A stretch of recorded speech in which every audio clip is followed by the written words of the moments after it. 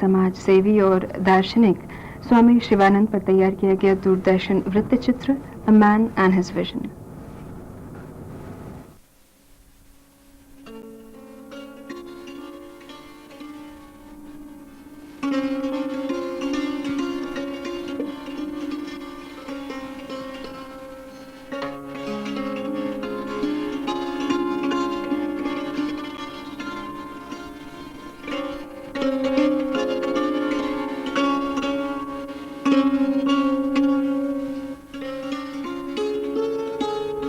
शैलराजो महारण्ये तपस्वी शरणं परम् शङ्करश्वसुरो नाम्ना हिमवानिति विश्रुतः महाप्रश्रवणोपेतो बहुकन्वरमूर्धरः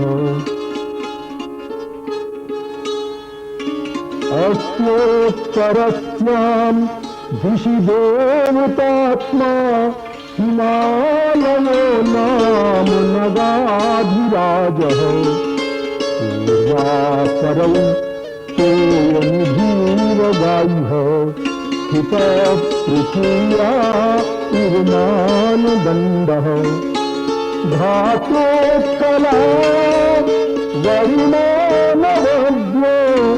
न्यासो वरेण्य कुशलप्रयोगः क्षणे क्षणे नूतनतान्दधानो हिमालयोऽसौ जवतान्नदेशः आमेखलं सञ्चरताङ्घनानां छायामभक्तानुगतानिषेव्य उद्वेजिता वृष्टिभिराश्रयन्ते शृङ्गान्यस्यातपवन्ति सिद्धाः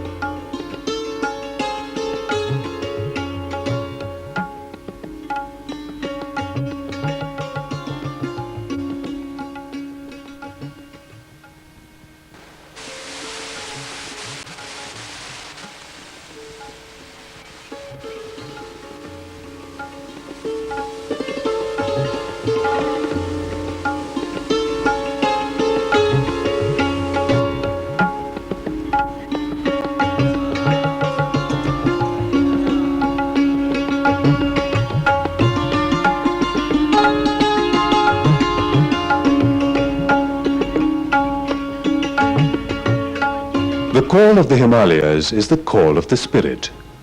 There is something in the very atmosphere here that thrills. From time immemorial, from the days of Vyas and Vashisht to the present, poets, painters, artists and spiritual seekers from both east and west have responded to this call of the Himalayas. Numerous spiritual seekers have sought shelter in the solitude of these mountains. One such was Swami Sivananda. Who was Sivananda?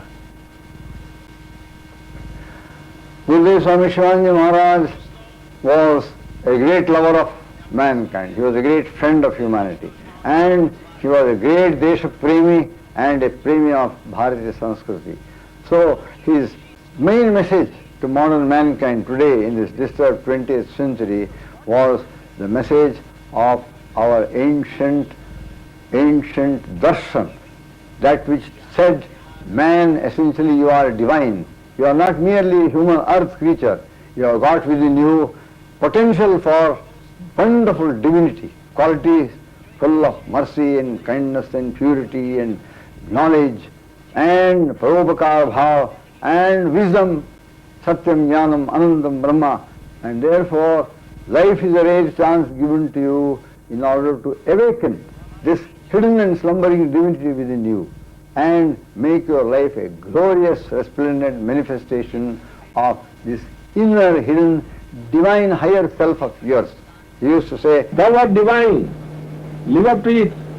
Feel and realize thy divine nature. Thou art the master of your destiny. Do not be discouraged when sorrows, difficulties and tribulations manifest in the daily battle of life. Draw up courage and spiritual strength from within. There is a vast inexhaustible magazine of power and knowledge within. Learn the ways to tap the source. Dive deep within. Sink down. Plunge in the sacred waters of immortality. The holy Triveni within.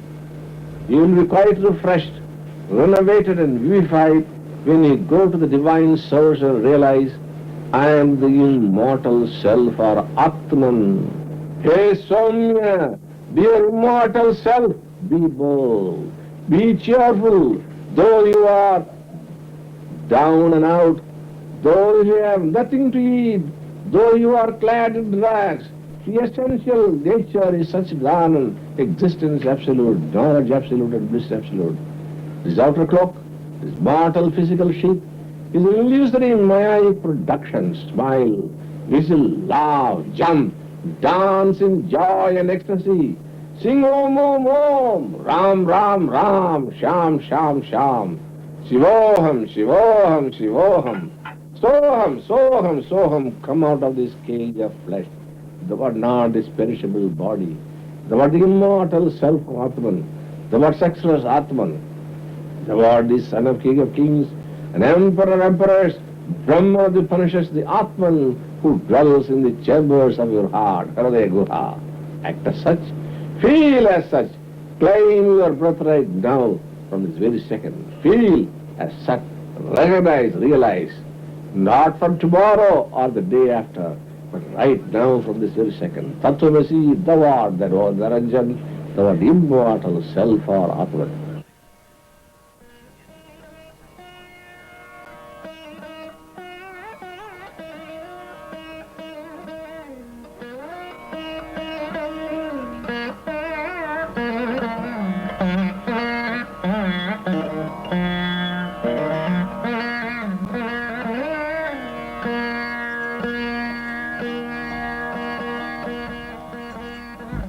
100 years ago, a boy was born in the far south of India in Pattamade, a small village set in the midst of green paddy fields and lush plantain groves. The family astrologer predicted that the child born under the star Bharani would rule the Dharani.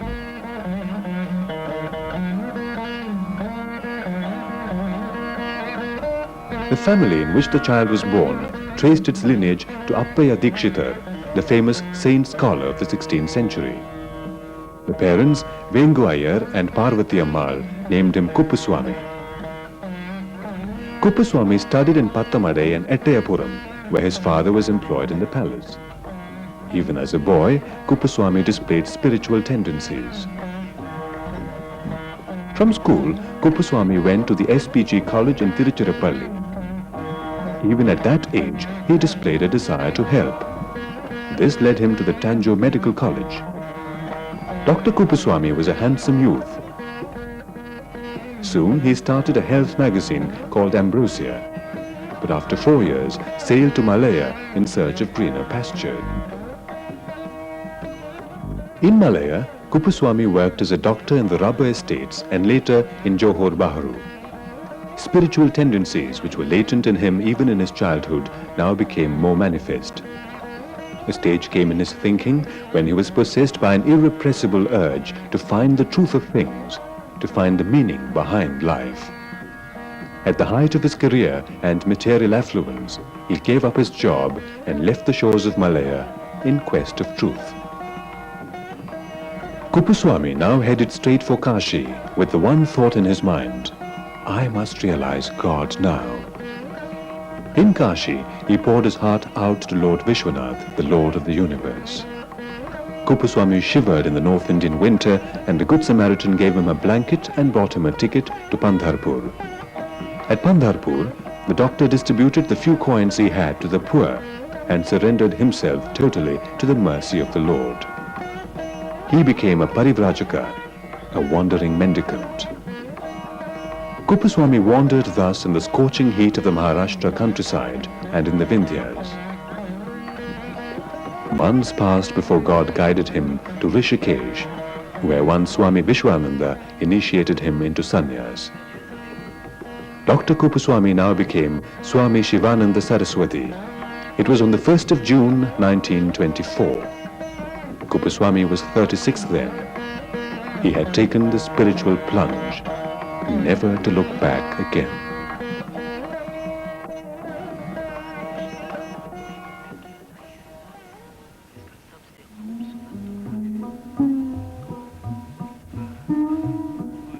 Rishikesh is a small township of anchorites and recluses, silent hermits and meditative monks. A little distance from here spreads the valley of Munikireti, where flows the sacred Ganga. On the opposite side is located the sprawling Swargashram, to which place Swami Shivananda moved not long after his initiation into sannyas. Here he was horrified to notice the condition of the sadhus nearby. Most of them were illiterate, undernourished and diseased. They were leading aimless lives. Shivananda tried to serve them, tried to educate them, give them a direction in their lives. Side by side with this seva, Swami Shivananda kept up his personal sadhana. He lived every moment to spiritual purpose. He roamed in the jungle, singing and chanting the Lord's names, contemplating on the mystery of God and His creation. The Swargashram authorities gave Swamiji a kutir to stay in and provided him bhiksha. He loved the Ganga and sat on its bank gazing into the eternal flow of the limpid waters. Ganga nourished him. Ganga comforted him. Ganga taught him the truths of the Upanishads. In the afternoon, the young monk crossed the river by boat and came down to the Ramashram library on the right bank of the river and read voraciously, taking notes all the time. In the flood season, when the boats stopped plying, Shivananda walked the long distance via the Lakshman Jhula bridge, but he never once missed his reading. In between, in the company of fellow Mahatmas, Swamiji went on pilgrimage to many holy places, including Kailas Mansarovar.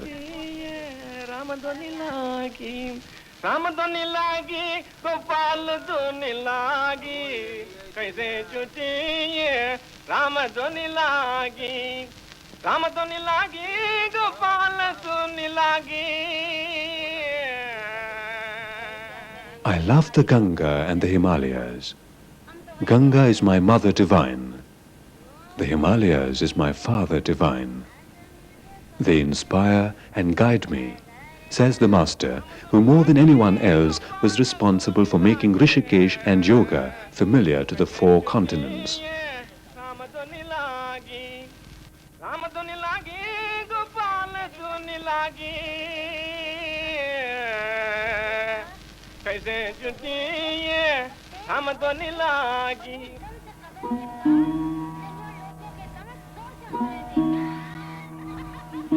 In those meditations, Swamiji churned his own soul.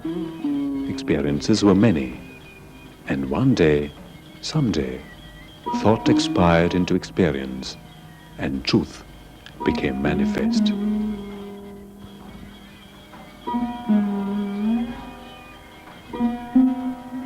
Visitors to Shivananda's Swargashram Kutir now began to increase in number, and Swamiji moved to the right bank of the river along with a few disciples.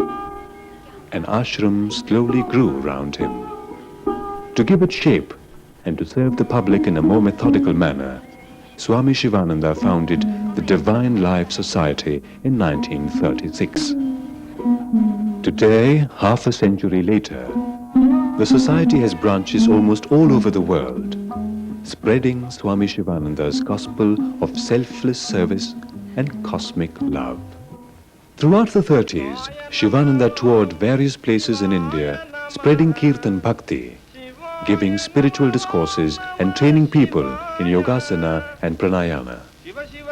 he sang and danced his way into the hearts of millions of bhaktas. He organized Sankirtan Sammelans, Akhanda Kirtan, Lorry Kirtan, Boat Kirtan, Kirtan on elephant back. Swamiji's contribution to the revival of the Sankirtan movement in India was phenomenal.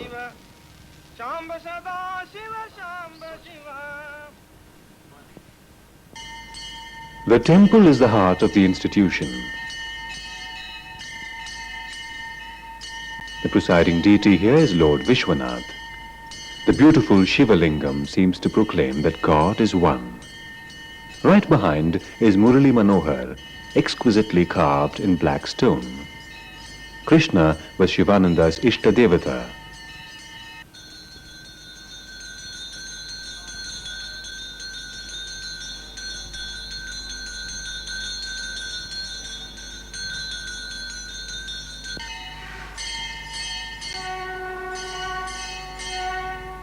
Devi, whom Sivananda loved to call Parashakti Maharani. And last but not least, Ganesh. All the idols here was consecrated by the master himself, and traditional worship is conducted thrice daily.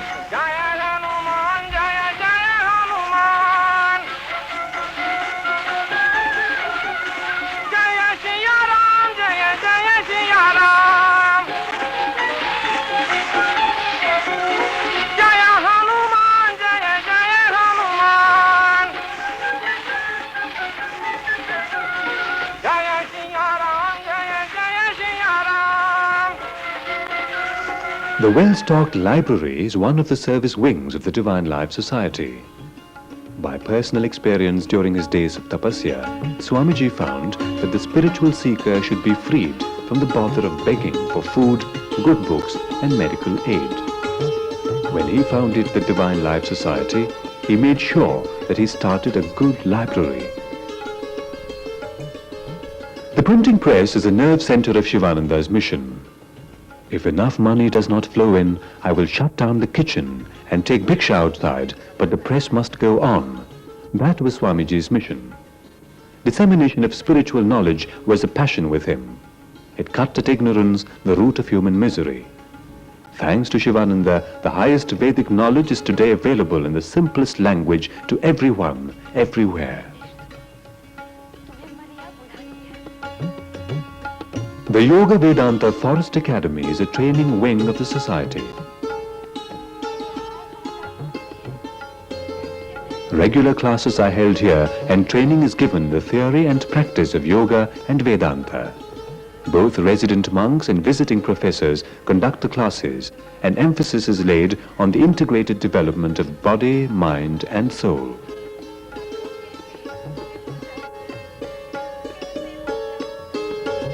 Run on the lines of the ancient Gurukula, the teachers here train students as much by personal example as by precept. It was not unusual for Swami Sivananda, a chancellor of the academy, to supervise the yoga classes personally. Swamiji believed that sound health was imperative for sadhana.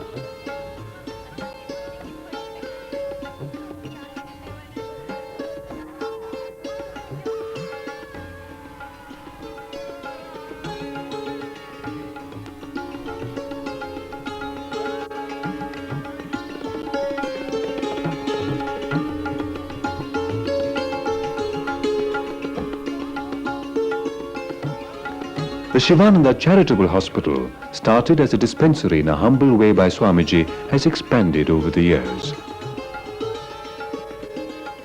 Medical camps by visiting specialists is a normal feature here. The hospital, like the other departments of the institution, is the outcome of Sivananda's thirst to serve people. Manned by qualified doctors, headed by Dr. Devaki Kuti, it is a boon to the entire neighborhood. Samadhi will come by itself without any effort for one who is solely absorbed in service when his heart is purified. Service is worship of the Lord. Never forget this. The society runs 3 leper colonies. The lepers were as dear to Swami Sivananda as the Pandit and the priest. Are not their flesh and blood the same as our own? Does not the Lord pervade the lepers also? And the master went on to ask one stunning question. What is the caste of the Lord? Can anyone answer that?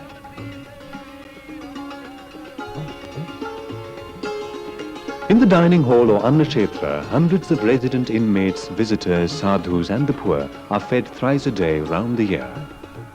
Swamiji advises spiritual aspirants to plunge into selfless service. Service requires energy. Food supplies that energy. To do great work, a person also should be great in himself. Great achievements are the outcome of a great being. This is something which an enthusiast in the field of social activity may overlook, forgetting the essentials of life, namely the success of any adventure depends upon the extent one is in a state of at-one-ment with the permanent values of life. This is the meditational background, the spiritual foundation of this humanitarian institution, the Divine Life Society, which is an expanded form of the vast vision of Swami Sivananda, a Superman in himself. There is something dearer than wealth. There is something dearer than your wife. There is something dearer than your children. There is something dearer than your life itself. That dearest something is thy own self, Atma, inner ruler, Antaryamin, immortal, Amritam. This immortal self can be realized by incessant practice of meditation.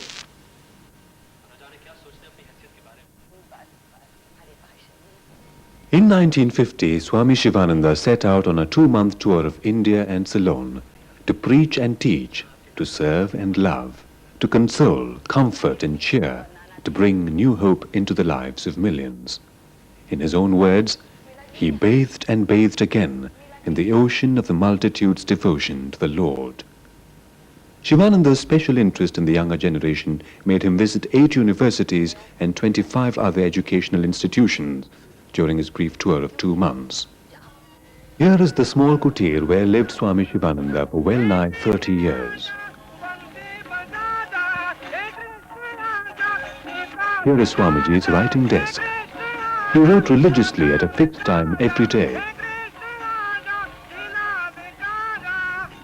Swamiji's coat, clothes,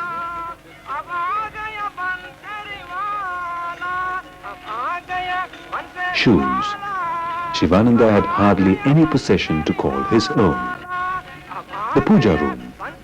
In one of his poems, the master reveals indirectly that Lord Krishna had given him darshan and commanded him to spread kirtan bhakti, which of course he carried out most ably.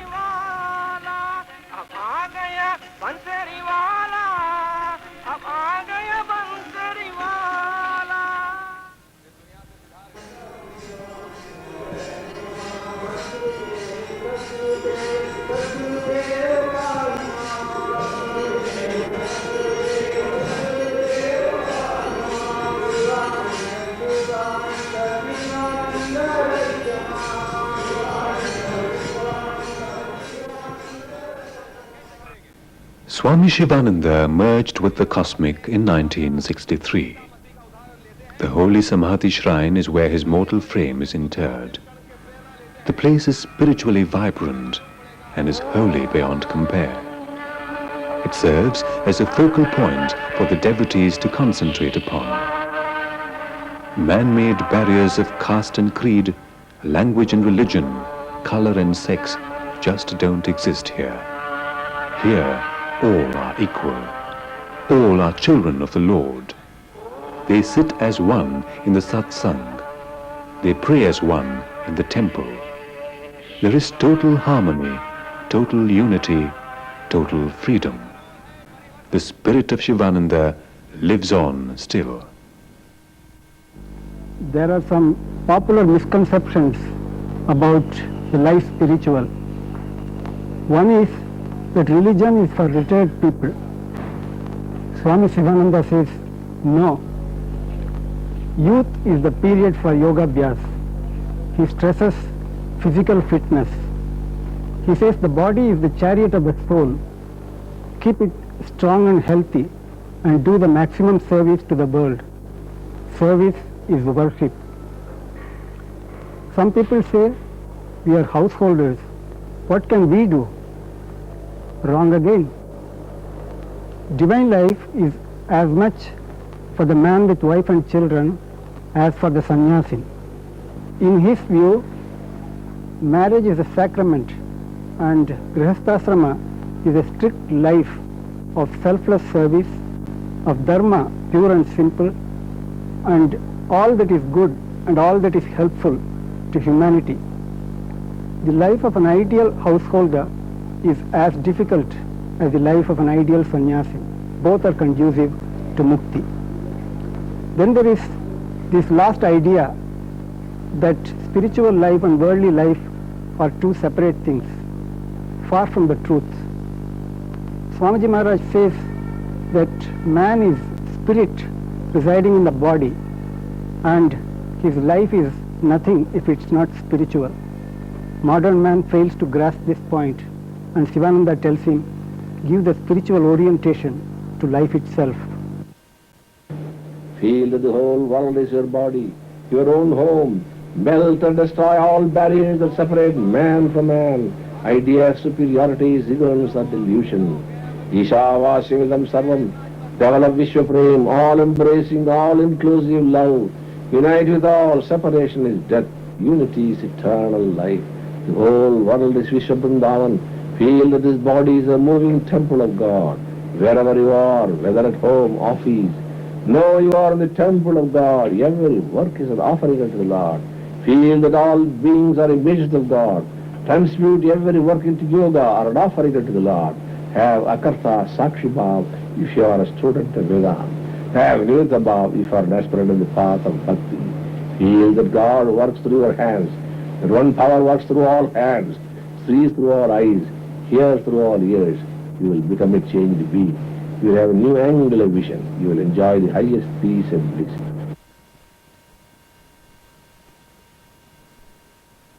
If there is any one impact, one indelible impression, which my nearly 20 years of constant close association with him has left in my heart regarding Swami Sivananda Maharaj, my beloved Guru, it is that I saw in him, in the entire range of my life and its experience, I saw in him an individual who was absolutely devoid of the least vestige or trace of selfishness. His whole personality was one mass of selfless desire to make other people happy. Day and night, with every breath, with every action, every moment of his life, he lived only for one thing. He was always thinking how I can make others happy, how I can make people get happiness, go beyond sorrow, find their own happiness, and in what way, as long as I live, every day I can fill the day with such actions that can benefit humanity around me. He lived for, he had not the least sense of selfishness. He never had the wildest, even the wildest dreams. He never could think, what can I have or what can I get? His one idea was, what can I give? What can I bring to people? What can I do to make people happy? That is something very extraordinary, rare I have seen in him. And that is something which will live with me as long as I am alive. Swami Sivananda comes to us with the eternal message of the freedom of the spirit. It was his thesis that the different religions do not contradict, but supplement one another. Swamiji's concept of Hinduism was something very lofty. This holy man was not narrow or bigoted. The divine life propounded by the Swami has no creed of its own, but it represents the essence of all creeds. Sivananda was quite the antithesis of the general conception of sagehood and sannyas. He was a recluse and reformer, philosopher and humanitarian. He was a beautiful synthesis of the quiet wisdom of the East and the active dynamism of the West. It is hard to categorize him. All that can be said is, he was a universal man with a universal vision.